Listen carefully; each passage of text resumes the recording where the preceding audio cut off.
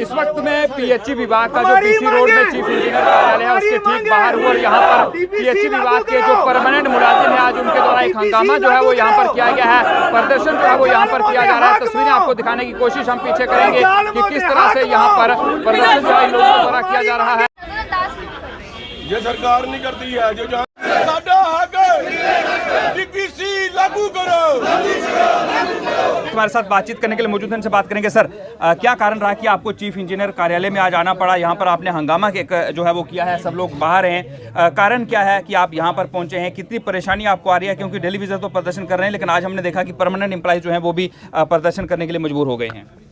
सबसे पहले मैं आपका यहाँ इस प्रोटेस्ट में वेलकम करता हूँ और मैं आज के दिन ये बताता हूँ कि 5वां नोटिस आज हमने सरकार को दिया है। आज 5वां नोटिस है, तो इसमें हमने 15-15 दिन 10-10 दिन का नोटिस देते रहे और आज 6 महीने हो गए हैं डीपीसी के लिए। तो आज हमने ये लास्ट नोटिस इनको दिया है और 15 दिन की डेट इसमें डाली है कि 15 दिन के बाद काम छोड़ हड़ताल होगी। ऐसे नहीं, प्रोटेस्ट नहीं होगा, काम छोड़ हड़ताल होगी, क्योंकि ये डीपीसी का मसला है। एक सबसे बर्निंग जो इशू है कि जहाँ जैसे पहले हमारे साथी बता रहे थे कि एक हेल्पर लगता है या छोटे ग्रेड में आदमी लगता है, उसी में वो रिटायर हो जाता है और बाकी लोग सभी, अगर कोई पीएन लगता है तो वो के अंडर सेक्रेटरी रिटायर होता है, अगर कोई जेई लगता है वो चीफ इंजीनियर रिटायर होता है। मगर यही एक जो हमारी क्लास है, अगर 15 दिन में मांगें पूरी नहीं की गई तो क्या ये हड़ताल आगे खिंच सकती है, लंबी हो सकती है? सब कुछ हो सकता है। ये 15 दिन के बाद ही हम आपको बताएंगे। 15 दिन में पहले जो हम हड़ताल करेंगे, जो भी डेट आएगी काम छोड़ हड़ताल की आएगी, उसके साथ आगे बढ़ना है नहीं बढ़ना है वो उसी दिन आपको बता दिया जाएगा आगे का प्रोग्राम। अगर पीएचई विभाग के परमानेंट एम्प्लॉय स्ट्राइक पर चले जाएंगे, दिल्ली विजर पहले स्ट्राइक पर हैं, तो अगर पानी बंद होता है, लोगों को परेशानी होती है, तो आखिर इसकी जिम्मेदारी किसकी होगी?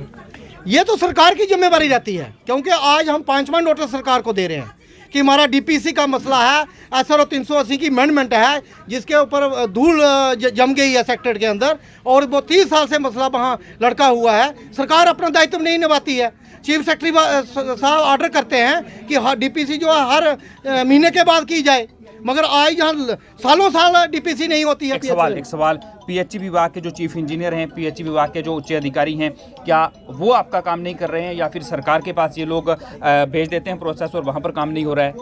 ये चीफ इंजीनियर साहब भी सरकार का हिस्सा हैं, कमिश्नर सेक्रेटरी साहब सरकार का हिस्सा है, ये सभी सरकार का हिस्सा है।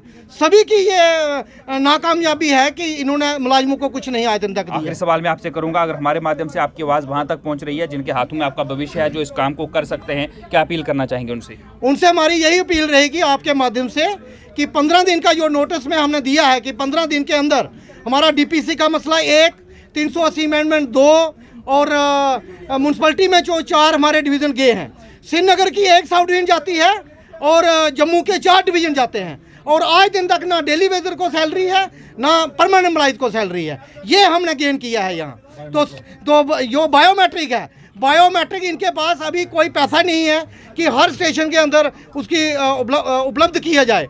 तो इन्होंने अभी 20-20 किलोमीटर साउडीन में वो मशीनें लगाई हैं, तो एक मुलाजम 40 किलोमीटर के चल के आता है अपनी ड्यूटी के स्थान पर, वहाँ से 20 किलोमीटर चलता है हायरी लगाने के लिए, बायोमेट्रिक करने के लिए, फिर वो वापस आता है वहाँ ट्यूबवेल चलाने के लिए। उसमें सप्लाई भी डिस्टर्ब हो रही है, मुलाजिम का खर्चा भी। अपील क्या करेंगे प्रशासन से?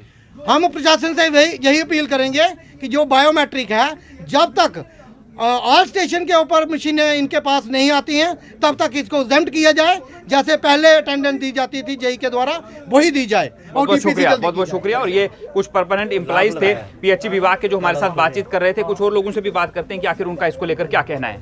एम्प्लॉय यूनाइटेड फ्रंट का प्रोग्राम है और हमारी जो डिमांडें हैं, जो डीपीसी है जो हमारी, और जो है इन्होंने जो अभी नए आपको मालूम है कि HRM बनाया है कि सभी की सर्विस बुकें जाएंगी, सारी जो ऑनलाइन होंगी, तो फिर इनको पे मिलेगी। आज कितनी चीज़ हो गई है, अब 20 तारीख हो गई है, अभी इनको जितने भी हमारे मुलाजिम हैं किसी को अभी पे नहीं मिली है। और हमारे डीपीसी का मसला है, मैं बताऊँ डीपीसी का मसला है, और आज तक हमारे पीएचई मुलाजिम की डीपीसी तो हुई नहीं आज तक।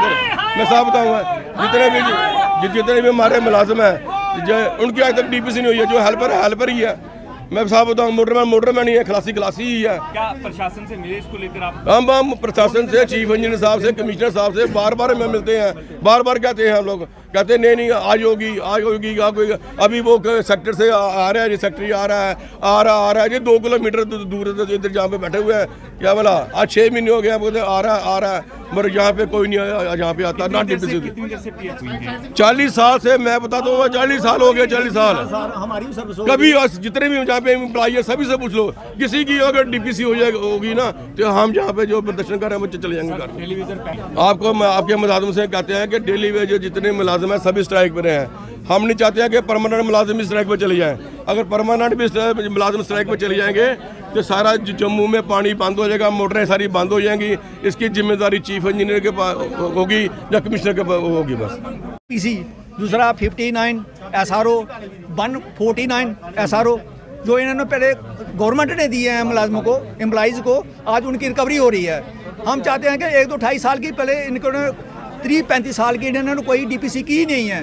दूसरा हर दिन एक नवा ऑर्डर निकाल देते हैं एम्प्लॉइज़ को परेशान करने के लिए। उसने बायोमेट्रिक निकाल दिया है। जो हमारा PH डिपार्टमेंट है ये शिफ्ट बाई चलता है, ड्यूटियाँ चलती हैं। जो नाइट में एक ड्यूटी आती है, एक दोपहर में आती है 2 बजे के बाद 7 बजे तक आती है। वो जो नाइट वाला होगा वो कहाँ बायोमेट्रिक लगाएगा। फिर इन्हें हमारा जो डिवीज़न पड़ता है सही, हमारा सही तक पड़ता है, सही उधर किशनपुर मुनाल तक पड़ता है, जब्बोवाल तक पड़ता है। जो सही थे मुलाजिम एम्प्लॉइज आएगा जम्मू में बायोमेट्रिक लगाने, उसको कितना टाइम लगेगा 40, और फिर शाम को ड्यूटी कहाँ करेगा वो। फिर शाम को भी बायोमेट्रिक लगानी है तो हमारे दफ्तर वाले बोल रहे हैं आपने डिवीज़न में आके बायोमेट्रिक करनी है। हमें कोई बायोमेट्रिक करने में कोई परेशानी नहीं है। हड़ताल कब तक चल सकती है? ये 15 दिन तक अगर हमने टाइम दिया है गवर्नमेंट को, अगर 15 दिन में हमारा हल नहीं किया तो कंटिन्यू पानी बंद भी हो सकता है। हम पानी छोड़ काम पर एक ही दिन की है रखी है आज। आपने सुना कि किस तरह से PHE विभाग के परमानेंट एम्प्लॉइज हैं वो चेतावनी दे रहे हैं कि 15 दिन के अंदर अगर उनकी मांगे पूरी नहीं होगी तो ये लोग स्ट्राइक पर चले जाएंगे, परमानेंट स्ट्राइक पर चले जाएंगे, लंबी स्ट्राइक करेंगे, पानी बंद करेंगे, जिसकी जिम्मेदारी PHE विभाग की या फिर उच्च अधिकारी होगी। ये लोग साफ तौर से ये कह रहे हैं कि काफी लंबे समय से जो DPC है वो नहीं की गई है और इसके साथ साथ जो बायोमेट्रिक का फरमान जारी किया जा रहा है वो इन्हें कतई मंजूर जो है वो नहीं है, क्योंकि ये संभव नहीं है कि ये तो तमाम लोग हैं वो बायोमेट्रिक अटेंडेंस जो है वो अपनी ड्यूटी को अंजाम देते समय कर सके। अब देखना यह है कि क्या इनके बीच में और सरकार के बीच में समझौता होता है या नहीं, और अगर समझौता नहीं हुआ तो अगर पानी बंद होता है तो वो आखिर जिम्मेदारी किसकी होगी और लोग जो हैं वो इस परेशानी से कैसे गुजरेंगे, ये आने वाले समय में चलेगा। रवि शर्मा, UNT जम्मू।